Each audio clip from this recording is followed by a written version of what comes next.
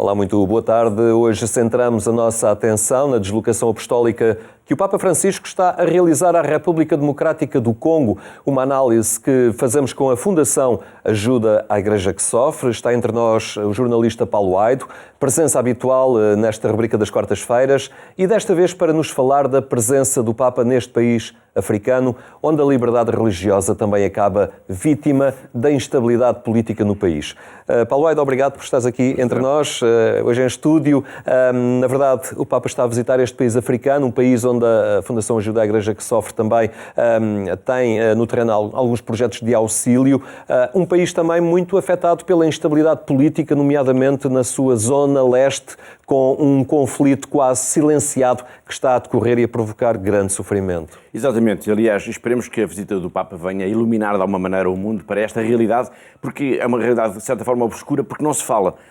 Não se fala muito de todos estes ataques e, no entanto, eles são muitos, são frequentes e atingem, como o Henrique disse, também em particular a comunidade cristã. Aliás, a 15 de janeiro houve um ataque nesta região leste, precisamente, contra uma igreja, um ataque bombista contra uma igreja protestante, mas uma igreja cristã, que estava num domingo, havia a realização de uma série de batizados, a igreja estava cheia e uma bomba explodiu no meio dessa igreja, causou pelo menos 15 mortos, dezenas de feridos. Isto é um exemplo apenas, digamos, de toda esta violência, toda esta pressão que está a ser feita por quem? Por parte de grupos armados, de grupos terroristas, que procuram capitalizar toda a enorme riqueza que se esconde no subsolo da região leste, principalmente da República Democrática do Congo, remetendo as populações para uma enorme pobreza. Basicamente o que eles pretendem é expulsar as populações desses territórios para tomarem conta dessas riquezas. São grupos também que atuam com algum interesse por trás, não é? Sabemos que há nações poderosas e muito desenvolvidas e muito defensoras dos direitos humanos, mas que têm interesses muito concretos nas riquezas naturais daquela região leste da República Democrática. Sem dúvida alguma. Aliás, os países vizinhos dessa região leste da República Democrática do Congo, o Uganda, a Tanzânia, o Ruanda, o Burundi, são países que, de alguma forma, são cúmplices também de todos estes ataques que acontecem, porque ou não os impedem, ou pelo menos, ou então até os patrocinam de alguma forma. O Ruanda muitas vezes aparece associado ao M23, que é um dos muitos grupos, há cerca de 120 grupos armados nesta região, 120 grupos armados nesta região. Imaginemos o que é que isto significa em termos de instabilidade. De tal maneira, aliás, que o próprio Papa Francisco, já o ano passado a visita era para ter acontecido, depois ela foi adiada por questões de saúde, o Papa Francisco tinha previsto uma viagem à região leste e foi, digamos, anulada precisamente por questões de insegurança. Aliás, o Papa Francisco ainda, agora há muito poucos dias, ele falou de que a sua viagem pode acarretar alguma insegurança, porque de facto a presença do Papa num país destes da África tão grande, onde há tantos ataques tão constantes, de facto é um risco. São zonas do mundo, e esta concretamente na República Democrática do Congo, onde há uma presença forte também da Igreja. A Igreja está a crescer bastante no continente africano, uma presença significativa de missionários que estão no terreno e que, em muitas circunstâncias, são a grande defesa destas populações também. Sem dúvida nenhuma, e são a voz das populações indefesas. Isso parece-me claro. Se nós subtraíssemos a presença da Igreja Católica na República Democrática do Congo, como aliás em grande parte dos países africanos, nós teríamos um continente em que a esmagadora maioria da população ficava sem nenhuma voz ativa que os protegesse, que denunciasse ao mundo os atropelos dos direitos humanos, as situações de injustiça flagrante que se passam, a pobreza extrema a que as populações são votadas. O papel da Igreja Católica é importantíssimo, e já agora permite-me colocar aqui ênfase também um pouco nisso, e o papel da Fundação AIS como suporte do trabalho e da missão da Igreja Católica é absolutamente indispensável num continente como é o caso do continente africano.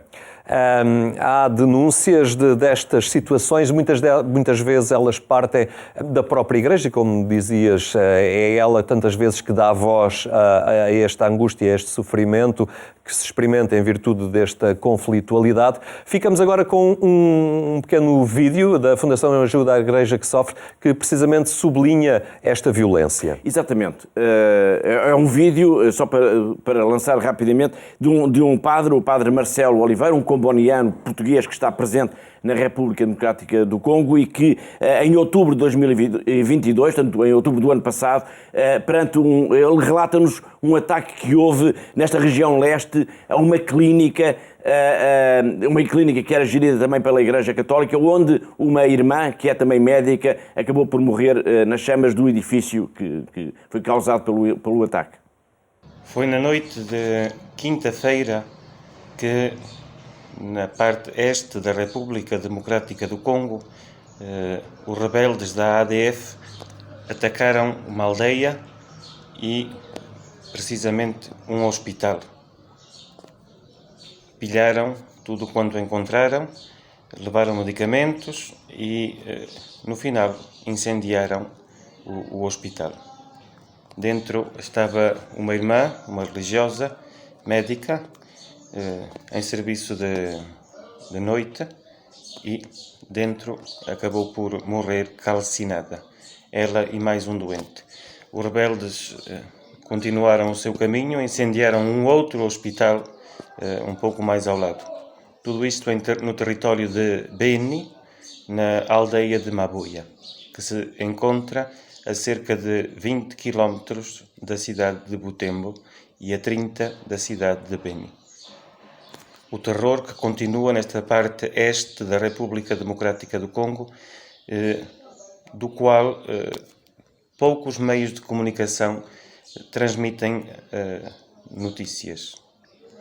Uma guerra escondida, silenciosa ou silenciada, para que ninguém faça nada e as populações continuem a sofrer. Várias pessoas desapareceram, possivelmente para transportar todos os medicamentos e tudo aquilo que eles pilharam dos hospitais, de algumas farmácias e de algumas lojas. O terror que continua que aconteceu nesta aldeia é aquele que acontece em tantas outras vizinhas, mas que as notícias não transmitem porque não interessa. Os interesses são grandes, visto a riqueza desta zona do país. O povo continua apavorado, toda a gente tenta fugir. Mesmo nessa noite, a irmã, a partir do hospital, conseguiu contactar os padres e as irmãs na paróquia para que pudessem fugir. E infelizmente ela não conseguiu fugir, morrendo calcinada no meio dos escombros do hospital, que está completamente destruído. Uma presença missionária portuguesa na República Democrática do Congo, também a reportar esta instabilidade que atinge as comunidades cristãs. Paulo Haider, a voz do missionário, alguém que está ali em nome da Igreja, não é? E que vai estando ao lado destas populações.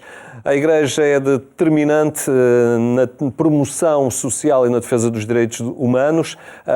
Há também um apoio muito direto da Fundação Ajuda à Igreja que Sofre, nomeadamente aos seminários, nomeadamente àqueles que se estão a formar para serem padres, apostando também num clero local, e a África, pelas vocações que tem, vai tendo cada vez mais missionários locais daquele país.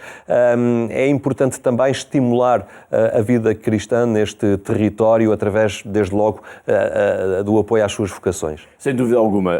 A Fundação AIS tem essa missão de ajudar, de apoiar a Igreja Católica, que é muito pobre em África, mas também é muito corajosa, porque todo este ambiente que nós estamos aqui a retratar e que agora o Papa Francisco, na visita a este país de África e depois mais tarde ao Sudão do Sul, vai ajudar a evidenciar. Portanto, estamos a falar de uma igreja que é atacada, que é um dos alvos de tantos grupos armados de tantos grupos terroristas, até porque também há uma expressão muito grande de grupos terroristas islamitas, portanto, jihadistas em África, que têm claramente como alvo a presença cristã, pretendem erradicar a presença cristã dessas zonas onde eles atuam. Portanto, ser cristão, ser membro da igreja, ser seminarista, significa ter uma dose de coragem muitíssimo grande. E a Fundação AIS tem esse objetivo também, que é não só de apoiar a subsistência da Igreja, como ajudar a promover todo este futuro da Igreja através da formação e da vocação destes jovens, que, volto a sublinhar, de facto são gente de muita coragem, porque em muitos países de África, ir rezar ao domingo à igreja pode ser um ato digamos, quase de extraordinário, porque ninguém sabe se vai acontecer alguma coisa, ninguém sabe se vai haver um ataque, ninguém sabe se alguém vai colocar uma bomba, e, portanto, é preciso uma coragem física quase para ser cristão em África, em algumas zonas. Vocações que continuam a crescer. Que continuam a crescer. Aliás, a África é um pulmão da Igreja Católica, sem dúvida alguma. E a República Democrática do Congo é um dos países em que isso está a acontecer com mais evidência. Mas o papel da Fundação AIS não se restringe apenas ao apoio aos seminaristas, aos seminários. Portanto, desde o apoio à construção de edifícios, o apoio à mobilidade dos padres e das irmãs e dos catequistas é absolutamente essencial também, porque em África, tendo em conta, por exemplo, o estado das estradas ou a inexistência até das estradas, este apoio é essencial para que a Igreja possa chegar às comunidades que estão mais distantes. O apoio às rádios locais é também essencial na vida da Igreja, e a Fundação AIS está presente em todas essas valências. Sei que podemos ver, através de um dos vossos vídeos, uma história muito concreta. Exatamente, é um destes jovens corajosos da Igreja, que é o Jean-Claude Barak.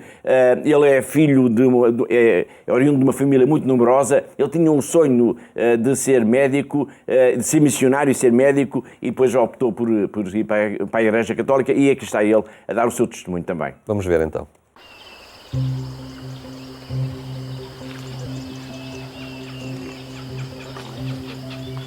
Je suis Jean-Claude Barak Abiritsene Fiston. Je suis séminariste au Grand Séminaire de Théologie Saint-Jean-Paul II. Au fait, je viens de la ville de Goma, République démocratique du Congo. Au fait, je viens d'une famille modeste, 10 enfants, dont 9 garçons et une petite fille. C'est depuis l'enfance que j'ai ressenti le désir de devenir prêtre. J'étais attiré par les missionnaires et les missionnaires de ma paroisse. Parfois, il m'arrive de penser que j'avais laissé encore de grandes opportunités derrière la porte. C'est vrai que je voyais devant moi tout un avenir rayonnant. J'ai rêvé aussi d'être médecin. Il nous envoie où il veut et nous n'avons qu'à nous laisser transformer par lui. C'est dans ce sens, je me suis laissé transformer par lui. C'est le meilleur choix que j'avais fait.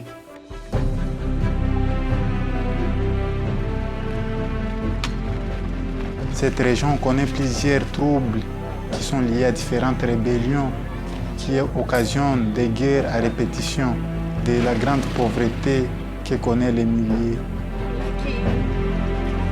Je veux devenir prêtre, peut-être pour apporter la consolation à ceux qui souffrent, pleurer avec ceux qui pleurent, annoncer l'espérance avec ceux qui ont tout perdu.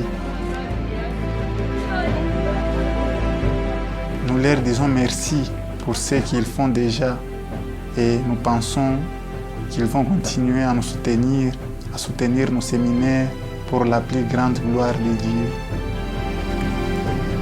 La vocation est un mystère, la vocation vient de Dieu, c'est un projet de Dieu.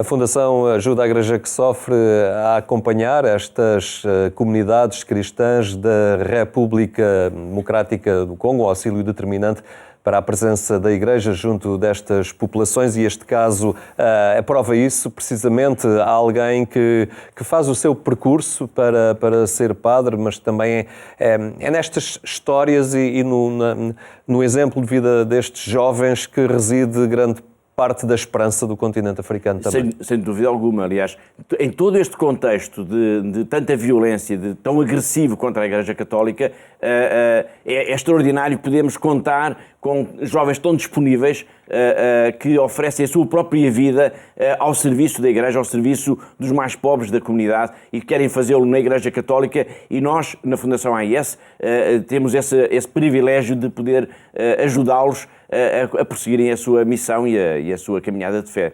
Um auxílio que a Fundação Ajuda a Igreja que Sofre presta a estas populações, a estes países, aos mais várias latitudes do mundo, mas é um auxílio que chega porque muita gente anónima é generosa e se faz próxima também da realidade destas igrejas locais, e isso, uma forma muito concreta, é através também, pode canalizar o seu auxílio através da vossa Fundação. Sem dúvida. Os benfeitores da Fundação AIS são pessoas absolutamente extraordinárias.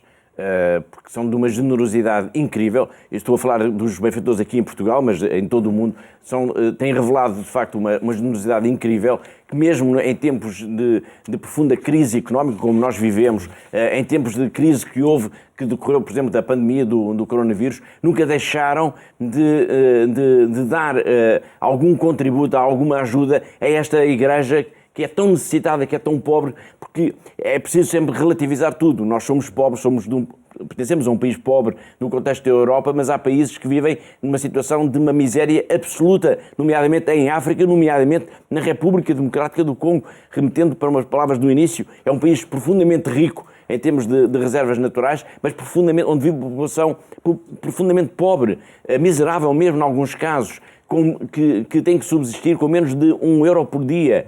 Portanto, e a Fundação AIS consegue essa ponte de solidariedade, que é haver alguém que está disponível para ajudar e haver alguém que precisa dessa ajuda. A Fundação AIS faz esse elo de ligação. Acaba por ser um desafio àqueles que nos escutam, no sentido, acaba por ser uma perspectiva de Igreja, e ter presente que a Igreja não se resume ao perímetro da paróquia a que pertencemos, é uma realidade que, à escala do mundo, e como tal, quando por vezes participamos em campanhas para auxiliar determinada causa na nossa comunidade local, também podemos participar em causas do outro lado do planeta. Sem dúvida nenhuma. Aliás, a oração não tem, por exemplo, fronteiras, não tem limites, não é? Portanto, nós podemos rezar para qualquer pessoa que esteja em qualquer parte do mundo, e o mesmo acontece no inverso. Aliás, nós temos aqui em Portugal imensos sacerdotes que vêm de várias partes do mundo, de África, da Ásia, e que são o resultado também de toda esta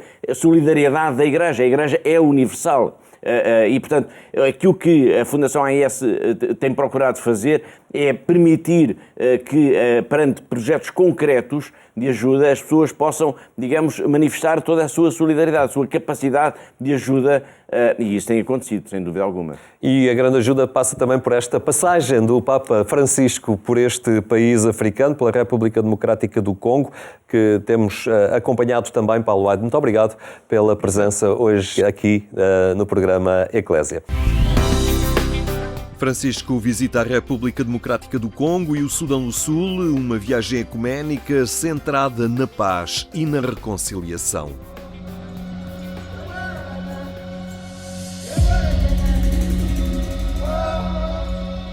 O Papa regressou esta terça-feira à África para cumprir a promessa de visitar a República Democrática do Congo e o Sudão do Sul, uma viagem que tinha sido adiada em julho de 2022 devido a problemas de saúde. A agenda inclui agora encontros com vítimas da guerra e deslocados internos, em países marcados por violentos confrontos nos últimos anos. Partirò per un viaggio apostolico nella Repubblica Democratica del Congo e nella Repubblica del Sud Sudan. Ringrazio le autorità civili e i vescovi locali per gli inviti e per prepararmi di queste visite. Saluto con affetto quelle care popolazioni che mi attendono. Quelle terre sono provate da lunghi profitti.